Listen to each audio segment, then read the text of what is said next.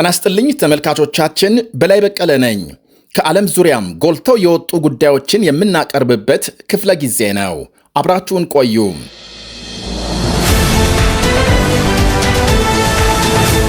ቢቢሲ ኒውስ በአማራ ክልል ዓለም የዘነጋው ጦርነት የሴቶችን ሕይወት እያጠፋ ነው በሚል ርዕስ ማምሻውን ልዩ ዝግጅት በቴሌቪዥን አቅርቧል።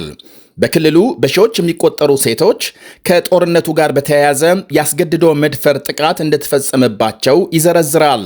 ቢቢሲ በድረገጹም ይህንኑ በሴቶች ላይ ደረሰ ያለውን ሰፊ ዘገባም ያስነበበ ሲሆን ከክልሉ ጤና ጣቢያዎች አገኘሁ ባለው መረጃ መሰረት ከ2600 በላይ ሰዎች ያስገድዶ መድፈር ወንጀል እንደተፈጸመባቸው ገልጧል።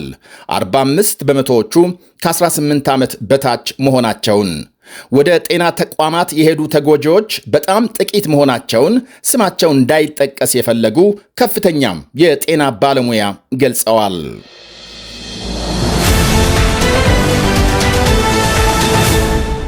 ከፍተኛም የአሜሪካ ወታደራዊ ባለስልጣናት ዩክሬን ዋና ከተማ ኪየቭ መግባታቸው ተነገረም። የአውሮፓ ህብረት አስጠንቅቋል። ጦርነቱን ለማስቆም እየተካሄደ ባለው ጥረት ላይ ለመነጋገር ኪየቭ የገቡት የአሜሪካ ከፍተኛ ወታደራዊ ባለስልጣናት ማምሻውን ከዩክሬን ፕሬዝዳንት ቭላዲሚር ዜሌንስኪ ጋር መገናኘታቸው ታውቋል።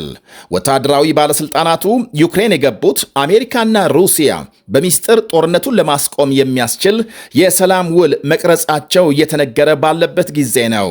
ምስጢራዊ የሰላም ዕቅድ መሬት መስጠትን ጨምሮ ዩክሬን የተባለችውን እንድትፈጽም የሚያደርግ እንደሆነ ይነገራል። ረቂቁ የተዘጋጀው በአሜሪካ ልዩ ልዑክ ስቲቭ ዊትኮፍ እና የሩሲያ አቻቸው ኩሪል ዲሚትሪቭ ሲሆን ስለዚሁ የሰላም ዕቅድ ከዋሽንግተንም ሆነ ከሞስኮ እስካሁን በይፋ የተባለ የለም። ሆኖም የአሜሪካ ውጭ ጉዳይ ሚኒስትር ማርኮ ሩቢዮ ተጨባጭ ሰላም ለማምጣት ሁለቱም ተፋላሚ ወገኖች ልዩነታቸውን አጥበው ከስምምነት ሊደርሱ እንደሚገባ በኤክስ ገጻቸው አሳስበዋል። ፕሬዝዳንት ትራምፕ ስልጣን ከያዙ ወዲህ ከፍተኛ ወታደራዊ ባለስልጣኖቻቸውን ለመጀመሪያ ጊዜ ወደ ዩክሬን መላካቸውም ጉዳዩ ከመጨረሻ ምዕራፍ መድረሱን ያመለክታል ይላሉ የተለያዩ ወገኖች። ፕሬዝዳንት ዜሌንስኪ መሬትን በተመለከተ ምንም አይነት ቅድመ ሁኔታ እንደማይኖር በተደጋጋሚ መግለጻቸው ይታወሳል። የአውሮፓ ህብረት የተባለውን አዲስ የሰላም ዕቅድ በተመለከተ ዛሬ ማስጠንቀቂያ አውጥቷል። የህብረቱ የውጭ ጉዳይ ኃላፊ ኬጃ ካላስ አውሮፓና ዩክሬንን ያላሳተፈ ማንኛውም የሰላም ዕቅድ ተቀባይነት የለውም ሲሉ፣ የፈረንሳይ ውጭ ጉዳይ ሚኒስትር ዣን ቤራት ዩክሬን በየትኛውም መንገድ እጅ መስጠት አትፈልግም ሲሉ ገልጸዋል። የሚስጥር የሰላም ዕቅድ መዘጋጀቱ ይፋ የሆነው ትላንት ሩሲያ በዩክሬን ከተሞች ሰፊ ጥቃት ፈጽማ 26 ሰዎች መገደላቸው መነገሩን ተከትሎ ነው።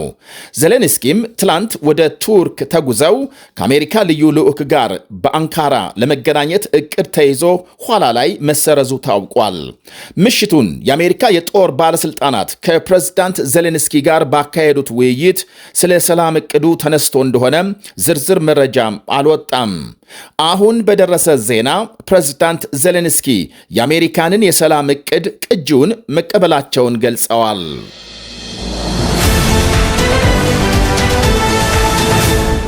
እስራኤል በሊባኖስ የስደተኞች ጣቢያም የፈጸመችውን ድብደባም ኢራንና ፈረንሳይ ያወገዙ።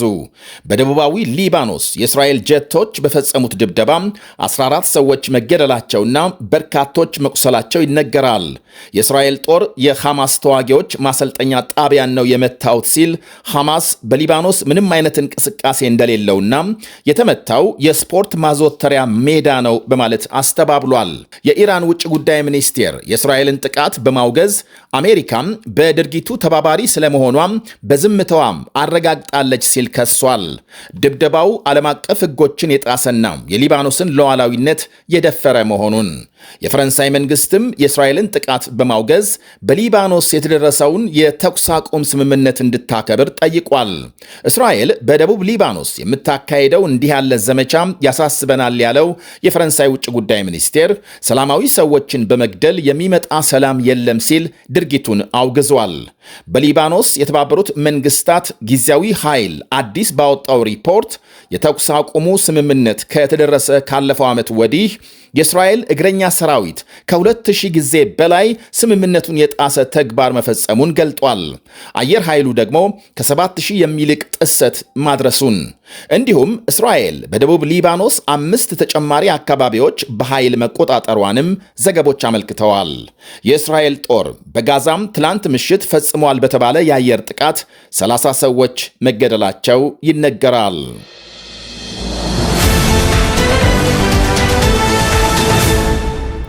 ዓለም አቀፉ አቶሚክ ኃይል ኤጀንሲ ኢራን የኒኩሌር ፕሮግራሟን በተመለከተ ሙሉ መረጃ እንድታቀርብና በሯን እንድትከፍት የሚጠይቅ ረቂቅ ማጽደቁ ተነገረ።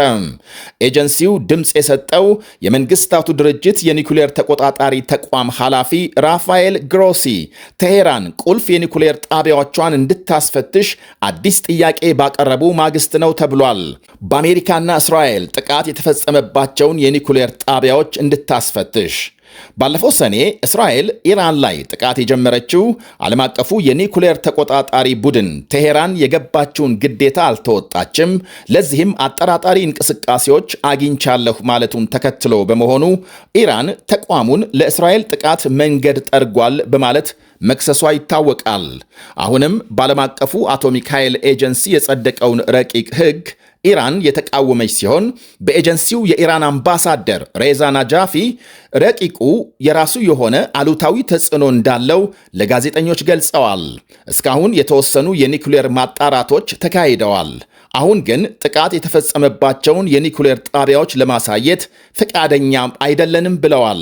ወደፊት ለማሳየት ወይም ክፍት ለማድረግ ዝግጁ መሆናቸውን ረቂቅ ሕጉ በ19 ድጋፍ በ3 ተቃውሞና በ12 ድምፀ ተአቅቦ የጸደቀ ሲሆን ሩሲያም ቻይናና ኒጀር የተቃወሙ ሀገሮች ናቸው። ፕሬዝዳንት ዶናልድ ትራምፕ ሰነድ የሌላቸውን ህገወጥ ስደተኞች የማደን ዘመቻቸውን ማጠናከራቸው ይሰማል። በሰሜን ካሮላይና ሻርሌት ከተማም የፌዴራል ወታደሮች ከ250 በላይ ሰነድ አልባ ስደተኞች ይዘው ማሰራቸው ይነገራል። ቺካጎና ሎስ አንጀለስን በመሳሰሉ ታላላቅ የአሜሪካ ከተሞች የተካሄደውን ዘመቻ ተከትሎ በሻርሌት ወታደሮች ያደረጉትን አደን ዲሞክራቶች አጥብቀው ተቃውመዋል። ፊታቸውን የሸፈኑና እስከ አፍንጫቸው የታጠቁ ወታደሮች ምልክት በሌለው መኪና እየዞሩ የአሜሪካ ዜጎችን ጭምር ሲያስጨንቁ በቆዳ ቀለማቸው ብቻ ተይዘው የተንገላቱ እንዳሉ መመልከታቸውን የሰሜን ካሮላይና ገዢ ዲሞክራቱ ጃስ ስቲን ገልጸዋል። እንዲህ ያለ ድርጊት ሰላም አያመጣልንም ብለዋል። አክለው የከተማው ከንቲባም ወታደሮች ዘመቻቸውን ስርዓት ባለው መንገድ እንዲያከናውኑ ጠይቀዋል። በተመለከቷቸው ቪዲዮዎች በጣም ስጋት እንደገባቸው የገለጹት ከንቲባዋም ፍርሃትና ጭንቀት ያላችሁ ነዋሪዎች አይዟችሁ፣ መስተዳድሩ ከጎናችሁ ነው በማለት አጽናንተዋል። ቤታቸው መቀመጥ የመረጡ ስደተኞች መኖራቸው ሲነገር ወታደሮች ኢላማችሁ ወንጀለኞች እንጂ ቤተ ክርስቲያን የሚጓዝ የገና ጌጣጌጥ ሻጭ አሊያም ወደ ሥራ የሚሄድና የሚመጣ ሰላማዊ ሰው አይደለምና ዓይናችሁ ያረፈበትን ሁሉ ከመያዝ ታቀቡ በማለት አስጠንቅቀዋል። ባለስልጣናቱ ወንጀለኛና ህገወጥ ስደተኛን ከአሜሪካ የማስወጣት የፕሬዝዳንት ትራምፕ ዕቅድ ከተለያዩ ወገኖች በተለይ ከዲሞክራቶች ከፍተኛ ተቃውሞ እንደገጠመው ይታወቃል።